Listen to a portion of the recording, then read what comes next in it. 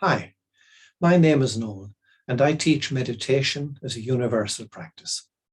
We've been exploring what the wisdom and religious traditions of the world say about meditation and its fruits. And in this video, we will consider how experiential knowledge differs from intellectual knowledge. So, here goes.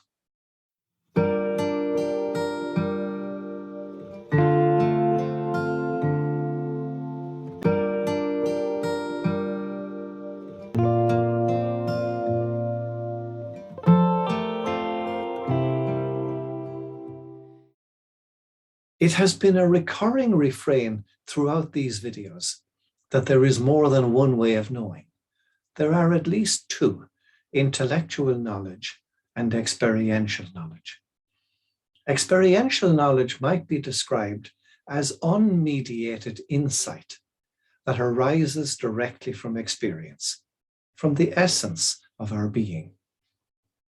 As we move our awareness beyond the physical into the metaphysical, as we did, for example, when we spoke about moving from doing mode to being mode.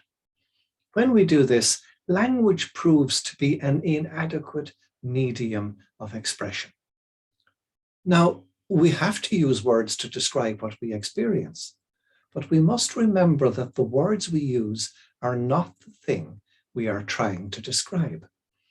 The words are merely pointing towards a truth which remains ineffable, indescribable. We have seen too that mystery abides in both the intellectual and the experiential domains.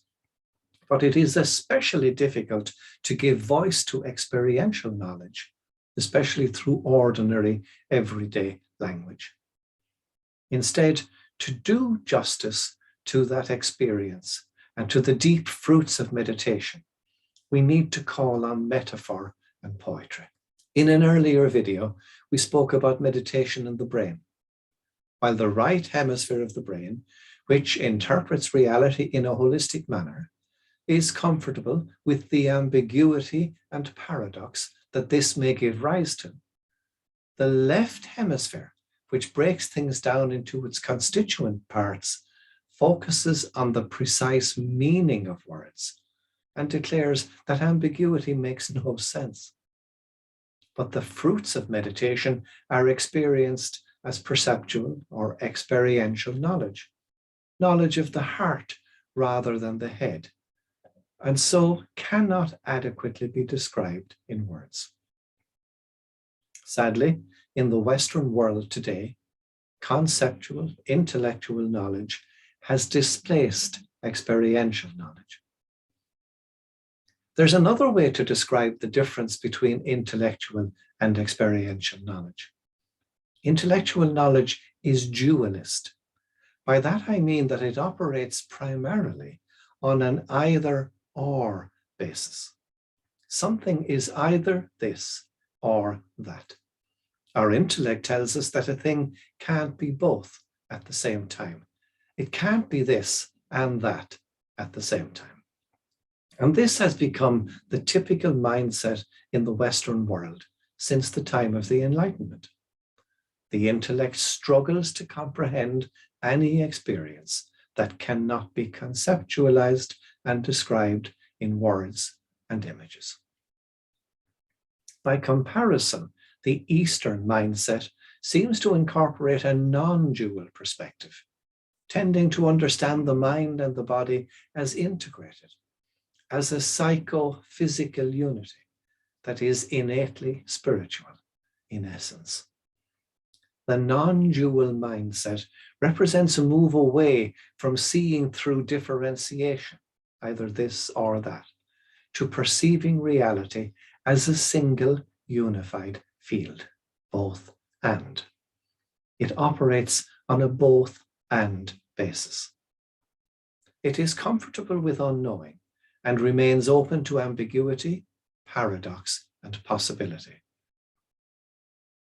There is much that the human mind cannot comprehend conceptually, intellectually, even in the world of science. Science, which seeks to discover knowledge intellectually through concepts, has grown in stature over the centuries since the Enlightenment. Yet, while science offers models that explain much of physical reality and purports to do so with certainty, many aspects nonetheless remain deeply mysterious. For example, science today knows about the existence of black holes in space, but can only tell us that they remain a mystery that current scientific frameworks cannot say more about. Nor can science currently explain the mystery of quantum entanglement. Scientists know that if two quantum particles are entangled, any tinkering with one will cause an instantaneous change in the other, no matter how separated they are. That this happens, scientists agree. But how this happens remains a mystery to scientists even today.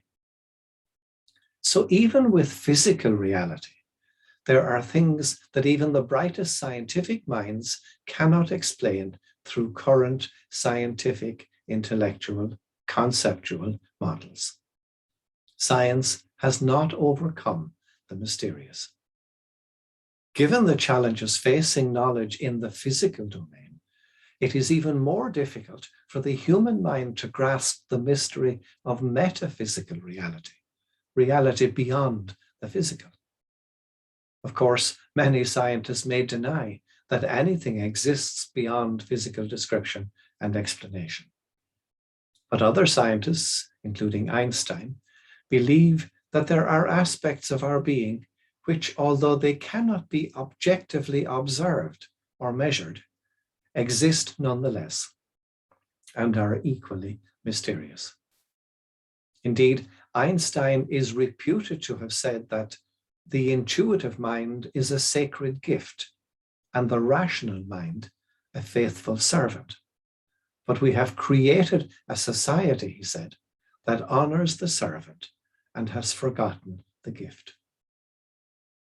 Of course, science, like any discipline, is inevitably limited by the paradigm within which it operates. In the case of science, this is a materialist paradigm. Materialism proposes that matter is the fundamental substance in nature, and that all things, including mental states and consciousness, are the results of material interactions. In the case of mental states and consciousness, these material interactions are studied by neurology, which examines the central nervous system and the brain. Neurology proposes that the mind and consciousness are caused by the biochemistry of the human brain and nervous system. But there is an alternative viewpoint, which considers that the brain, instead of causing consciousness, is simply able to receive it and interact with it.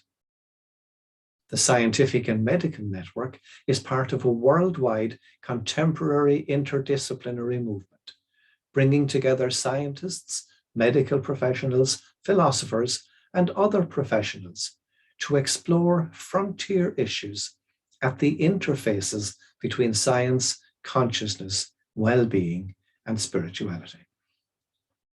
They seek to develop a post-materialist paradigm for scientific exploration, a way of seeing in which evidence-based reason meets deep inner knowing. In other words, a paradigm that can accommodate and synthesize both intellectual and experiential ways of knowing. It has been a key theme of these videos that meditation gives rise to awareness and to experiential knowledge that cannot easily be described. As we said earlier, experiential knowledge might be seen as unmediated insight that arises directly from experience, from the essence of our being. So meditation validates experiential knowledge, which might also be called wisdom or perhaps spiritual knowledge.